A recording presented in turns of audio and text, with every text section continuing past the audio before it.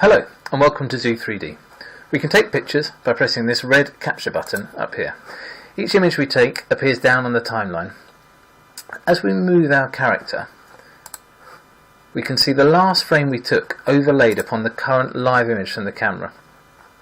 And this is useful for seeing how much you've moved your character each time, and it's also helpful if you happen to knock him over.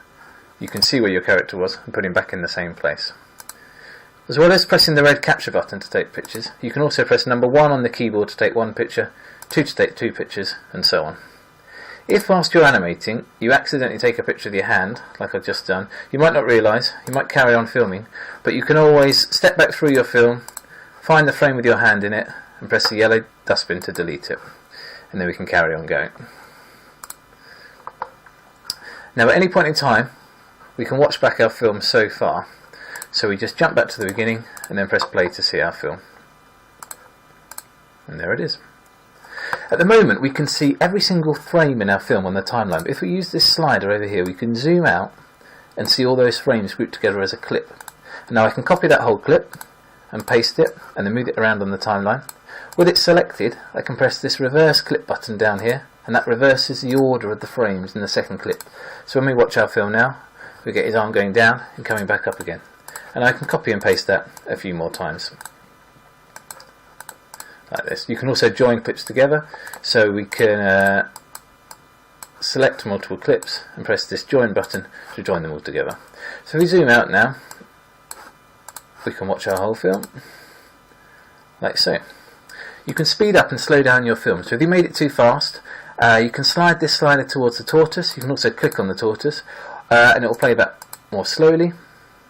Or as you get better at animating, you can slide it towards the hair and play back a nice, fast, smooth animation.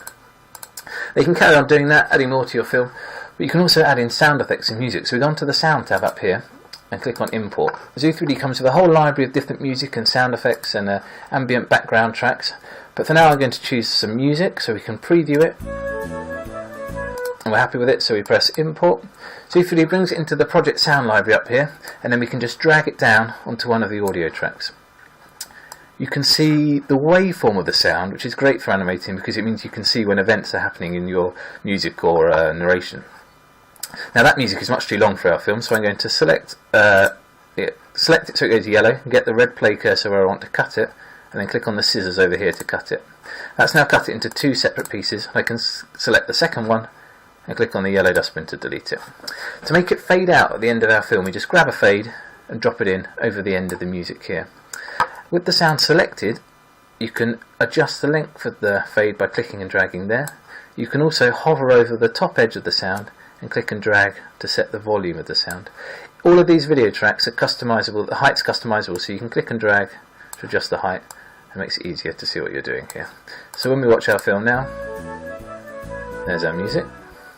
You can also record sound straight into it. So we go on the red microphone button, and then we can press this red button to record. Hello! And we can preview it. Hello! So that sounds good. So we give it a sensible name, hello, and then press OK. And that also goes into the project sound library. And then we can click and drag to put it down onto another of these audio tracks. So when we watch it now, hello! There's our film. So we can carry on adding more sound effects, but now I'm going to look at adding titles and credits. So we've gone to the Titles tab here, and we can click on Titles button to add some titles at the beginning of our film. This opens up this title creator window. In here you can have text boxes that make up your title. So I'm going to enter in some text into this text box, but you can have as many text boxes as you like. So you can click and drag or press this plus button down there to add more. And then each of the text boxes can have a different style applied to it. So you can choose one of these styles, adjust the size of your text box, and then you can customize the style. So you can make the text bigger and smaller, change the color of it, change the effects that are applied to it. It's got an outline and a shadow. You can also change the way that the whole title appears in your film. So up here you can click on this and you can choose whether it's going to fade in or zoom or spin and adjust the speed of those effects there. Here you can see what proportion of the title is the introduction of it. You can adjust the length of the title there. You can also change the way the title exits from your film, so whether it zooms out or zooms away, however you want it to do it. and you can change the background, so you can have different colours or fades between colours, or choose from some of these sample pictures, or click on browse and choose any picture that's on your computer. So when you're happy with your title, press OK, and that goes in at the beginning of our film. Now we want the music to be over our title, so we just click on the music and drag it to the start of our film, and then we can extend it here, getting back some of what we chopped off before. And now let's add some credits, so we click on the credits button. This will automatically add credits at the end of our film, and Zu3D's chosen the preset style of credits, which has got scrolling on already, so we can just click in here, enter in our text for our credits, whatever it's going to be, and press OK, and that automatically goes in at the end of our film. You can select the title and click and drag to adjust the length of the title, like that. Now you can also overlay text over your film or overlay speech bubbles. So I'm going to put that red play cursor where I want my speech bubble to appear, and then press this overlay speech bubbles button. This brings up the title creator window again, but with speech bubbles loaded. So we can now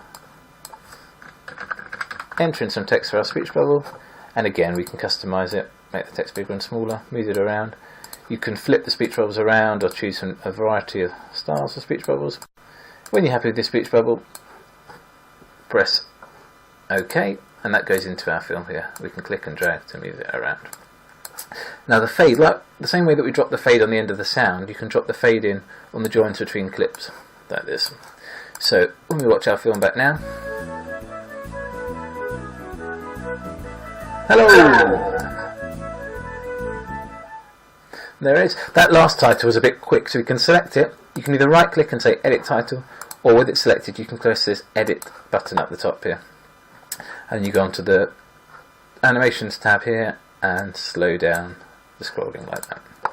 And it's made it longer to fit all of my text in, so I can just make that music a bit longer if I wanted to. Hello!